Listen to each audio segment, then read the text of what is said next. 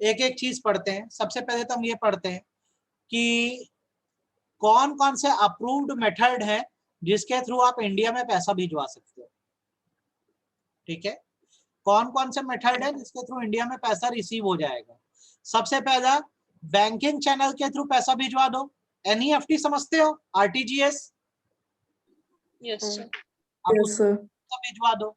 या तो आपका नॉन रेसिडेंट एक्सटर्नल अकाउंट या foreign currency non resident bank account खुला, उससे पैसा कटवा दो, कोई दिक्कत? तरीके समझ आए पैसा रिसीव करने के? यस। देन अगर सामने वाले पर्सन का कुछ रॉयल्टी बची थी तो उसको कन्वर्ट करा के बोल सकता है कि मेरे से डायरेक्ट कैश मत लो, जितना रॉयल्टी मेरे को देने वाले थे उतने में ही मान लो कि मैंने आपके शेयर या डिवेंचर खरीद लिए, कोई दिक्कत? फिर बोलूं कि समझ आ गया? सबसे पहला बैंक चैनल से पैसा रिसीव करो। दूसरा कैसे आएगा? नॉन रेसिडेंट एक्सटर्नल अकाउंट से पैसा आएगा। आपका रॉयल्टी या लमसम अमाउंट कुछ बन रहा है तो आप बोल दो, कंपनी वही रख लेगी। नेक्स्ट, अगर आपने सामने वाले से कुछ इंपोर्ट किया था, क्या किया था, तो उसको पेमेंट करनी थी कि नहीं करनी थी, ये बताओ। तो पेमेंट के बदले, कैश के बदले उसको आप शेयर दे दो, कर सकते हो कि नहीं कर सकते? इतना अच्छे समझ आए कि नहीं आया? A point, B point, D point, F point चारों क्लियर है कि नहीं है? हाँ या ना? हाँ सर। स्वैप कर दो लगे तो। स्वैप मतलब एक्सचेंज। आप अपने शेयर दे रहे हो तो सामने वाले से उसके शेयर मांग लो।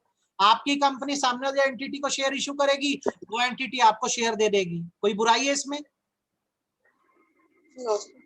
अच्छे से क्लियर है कि नहीं है? क्लियर है। पैसा कैसे कैसे लेना है क्लियर हो गया।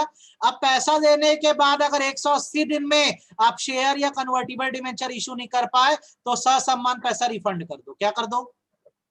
रिफंड। कितना क्लैरिटी है? क्लियर है सर। अच्छे समझ आ गया पेमेंट कैसे कैसे लेनी है। अब आप बात करते हैं रिपोर्टिंग की। किसकी बात करते हैं? रिपोर्टिंग। हर प्रकार की रिपोर्टिंग आपको रिजर्व बैंक ऑफ इंडिया के पास करनी है, पहले तो ये समझ। जैसे जब भी आपकी इंडियन कंपनी को पैसों का इनफ्लो हुआ, मतलब दूसरे देश के पर्सन ने आपके शेयर खरीदे या कन्वर्टिबल डिवेंचर या कन्वर्टिबल प्रेफरेंस शेयर खरीदे, तो आपको इसका डिटेल रिसीव होने के 30 दिन के अंदर आरओसी को देना होगा। कितने दिन के अंदर? 30 डेज। अच्छे से मेरी बात समझ आई कि नहीं है? Yes sir. ठीक। सेकेंड थिंग, जब आप अमाउंट का डिटेल दोगे तो साथ साथ एक केवाईसी रिपोर्ट भी जमा करोगे कि नॉन रेसिडेंट है कौन, किससे यह पैसा आपको रिसीव हुआ, बताओ, कोई दिक्कत? वैसे अगर आपको पार्टल पेमेंट हो रही है, मतलब आपको कॉल मनी रिसीव हुआ है, तो जब वो कॉल मनी रिसीव होगा तो रिसीव होने के 30 दिन के अंदर बताना है कि इतना कॉल मनी आपको रिसीव हुआ। आप बोलो, कोई दिक्कत है क्या? समझ आया कि आधा अधूरा समझ आया? अच्छे से आया कि आधा अधूरा? ईमानदारी से बोलो। जब भी पैसा रिसीव होगा एफडीआई स्कीम में किसको बताना? आरबीआई को। कितने दिन के? RBI 30 days. ठीक है। उसके बाद केवाईसी जमा करना किस दिन के अंदर हुआ है, और अगर कॉल मनी आया है तो उसकी भी जानकारी देना। कितना क्लियर है? यस। वैसे ही जैसे आपने शेयर इशू करे, क्या इशू करे? क्या इशू करे? शेयर्स। कंपनी हो, आपने रेसिडेंट आउटसाइड इंडिया को अगर शेयर या कन्वर्टिबल नोट या डिबेंचर इशू करे हैं तो इसकी रिपोर्टिंग इशू करने के 30 दिन के अंदर आपको आरबीआई में करनी है, फॉर्म एफसीजीपीआर में। एफसीजीपीआर क्या नाम है फॉर्म का? एफसीजीपीआर।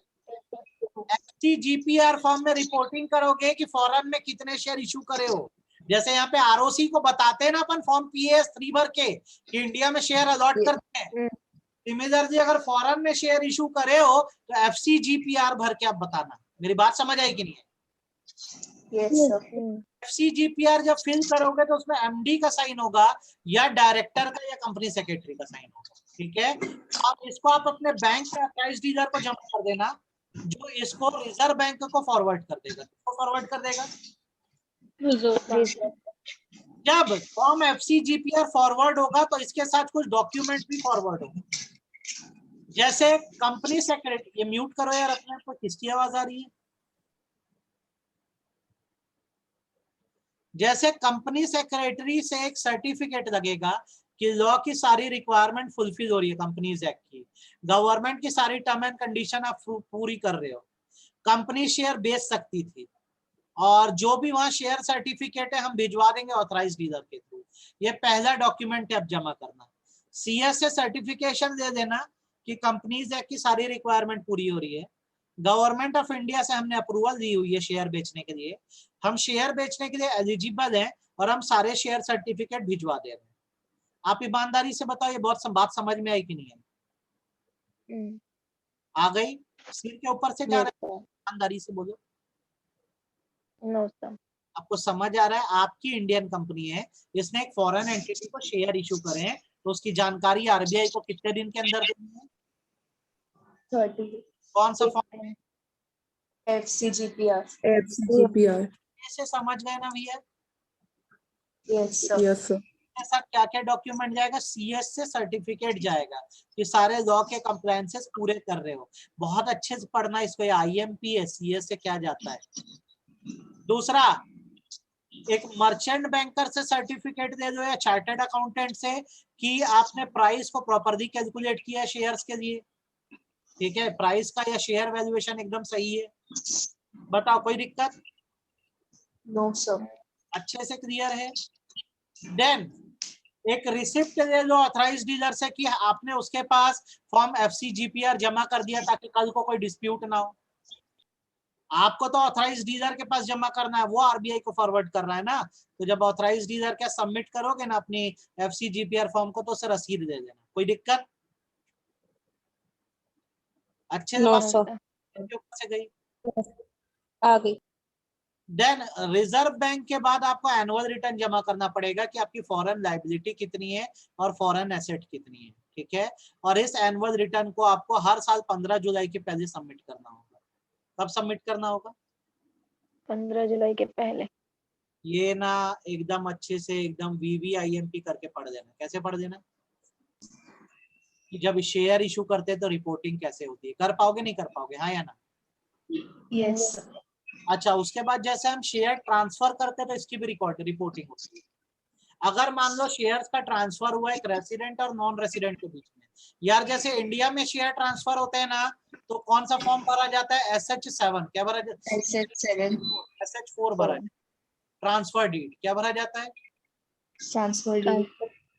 सिमिलरली जैसे आपका ट्रांसफर जो है वो एक नॉन रेसिडेंट के साथ हो रहा है, तो सीधी सी बात है ऑनलाइन होगा डीमैट अकाउंट के थ्रू। तो आपको इसकी रिपोर्टिंग ROC को, सॉरी RBI को करनी होगी फॉर्म FCTRS में। किसमें? FCTR। FC का मतलब बेसिकली होता है फॉरेन करेंसी, TRS मतलब होता है ट्रांसफर ऑफ शेयर्स। तो जब भी आप शेयर ट्रांसफर करोगे आपको पैसे रिसीव हो जाएंगे ना, कंसिडरेशन रिसीव हो जाएगा, तो 60 दिन अरे म्यूट करो यार अपने आप को। 60 दिन के अंदर रिपोर्टिंग कर देना, ठीक है। अच्छे से बात समझ आई? किसको रिपोर्टिंग करनी है? तो इसमें ये माना जाता है कि जो इंडिया का रेसिडेंट होगा, चाहे वो ट्रांसफरर हो या ट्रांसफरी हो। जैसे हम ट्रांसफर करें तो हम ट्रांसफरर है, हमको ट्रांसफर हुआ तो हम ट्रांसफर ही है। कोई भी सिचुएशन हो, हम भारत में रहते हैं ना, तो FCTRS फॉर्म हमको भरना पड़ेगा। कितना क्लियर है? अच्छे से समझ आया कि आधा अधूरा समझ आया? आ गया सर। कोई डाउट नहीं है? क्लैरिटी आई? Yes sir। अच्छा, वैसे ही मान लो कि अगर आप नॉन कैश कंसिडरेशन में शेयर दे रहे हो, किस पे दे रहे हो? Non cash. मतलब ये है, सपोज करो किसी ने आपकी कंपनी में कन्वर्टिबल डिबेंचर होल्ड किया था। क्या होल्ड किया था? Convertible debenture. या ECB होल्ड किया था। ECB मतलब एक्सटर्नल कमर्शियल बोरोइंग। अब इन्हीं को शेयर में कन्वर्ट किया जा रहा है, तो क्या सामने वाला आपको कोई कैश दे रहा है? No sir। तो इसको क्या बोलोगे? नॉन कैश कंसिडरेशन में शेयर में। बात समझ आए कि सिर के ऊपर से? आ गई सर। आ नहीं गई सर। नहीं आई। ख्याति यूएस में रहती है, मैं इंडिया में रहता हूँ। अभी मैं शेयर बेचूंगा उसको तो मेरे को पैसा भिजवाएगी, तो पैसे का इनफ्लो होगा, तो मुझे रिपोर्टिंग ऑफ इनफ्लो करना पड़ेगा। लेकिन अगर ख्याति ने मुझे कोई लोन दिया था, वो बोलती है सर इसी लोन के पैसे को आप शेयर में कन्वर्ट कर दो, तो रिपोर्टिंग किस हेड में होगी? कैश। तो अगर ख्याति ने अपनी पूरी एक्सटर्नल कमर्शियल बोरोइंग को मेरी कंपनी के इक्विटी शेयर में कन्वर्ट करा दिया है, तो जो मेरी कंपनी है वो फॉर्म एफसीजीपीआर, कौन सा फॉर्म? FCG। जीपीआर जो है वो रिजर्व बैंक ऑफ इंडिया के पास जमा करेगी। किसके पास जमा करेगी? रिजर्व। साथ ही साथ एक और फॉर्म जमा करेगी जिसका आरबीआई के पास। और ये फॉर्म जमा होगा department of statistics and information management, DSIM, RBI का डिपार्टमेंट जो मुंबई में है। ये ईसीबी चैप्टर में भी हम पढ़े हैं, है ना? और ये चीज 7 दिन के अंदर करनी है। कितने दिन के अंदर करनी है? 7 दिन। 7 दिन के अंदर करनी है।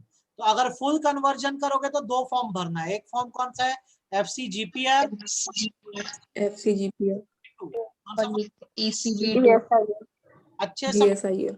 और अगर आपने पार्शियल कन्वर्जन किया है तो जितने हिस्से का कन्वर्जन किया है उतने का फॉर्म एफसीजीपीआर 2 में बताओ, और बाकी फिर कोर्स में डिटेल दे दो आप ईसीबी 2। क्लियर हो गया?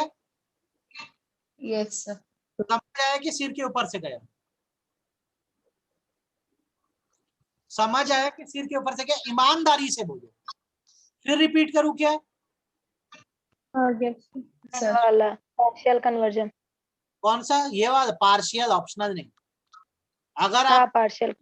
ईसीबी का लोन 10 करोड़ का था, अब उसमें से आप बोल रहे हो मेरे को 2 करोड़ के शेयर दे दो, तो नॉन कन्वर्टेड हिस्सा कितना बचा है? 8 करोड़। 8 करोड़। तो इसकी रिपोर्टिंग एफसीजीपीआर में कर दो, और ये नॉन रिपोर्टिंग ईसीबी 2 में कर दो। कोई दिक्कत? No sir. बनेगा? Yes sir. नीचे आओ, पेनल्टी पे। किस पर आओ? पेनल्टी। अगर आपने एफडीआई रेगुलेशन फॉलो नहीं करी, मतलब फेमा के बनाए प्रोविजन फॉलो नहीं करे, बिना गवर्नमेंट के अप्रूवल के एफडीआई ला दी, तो आपकी पेनल्टी होती है जितने भी अमाउंट का आपने घपला किया है या कॉन्ट्रावेंशन किया उसका 3 टाइम्स। कितना टाइम्स? 3 टाइम। और अगर अमाउंट असर्टेन नहीं हो रहा है तो कम से कम 2 लाख रुपए। कितना रुपए? 2 लाख। और आगे भी ऐसे अगर गड़बड़ करते रहे तो 5,000 रुपए पर डे पर फाइन लगता जाएगा। सर कुछ नहीं समझ आया क्या बोले? मैं बोला भैया आपको एफडीआई आया, अगर आपको अप्रूवल देनी थी तो देनी चाहिए थी ना, क्यों नहीं दिए? अगर आप अप्रूवल नहीं देते आपको रिपोर्टिंग करनी चाहिए कि नहीं करनी चाहिए? Yes sir. आप क्यों नहीं करे? अगर नहीं करे तो अगर एफडीआई का अमाउंट रिकॉग्नाइज हो गया कि इतना रुपए आप मंगाए हो भारत में, उसका 3 गुना आप पे लगेगा। अगर अमाउंट असर्टेन नहीं हो रहा है तो 2 लाख लगेगा, और आगे से गलती करेगी तो 5,000 रुपए पर डे तब तक लगता रहेगा जब तक आप ये कंट्रावेंट करे हो, मतलब जब तक आप अप्रूवल नहीं दोगे या जब तक रिपोर्टिंग नहीं करोगे। कितना क्लैरिटी है? Yes sir. अच्छे से क्या आधा अधूरा? अच्छा। कोई डाउट नहीं है इसमें? No sir.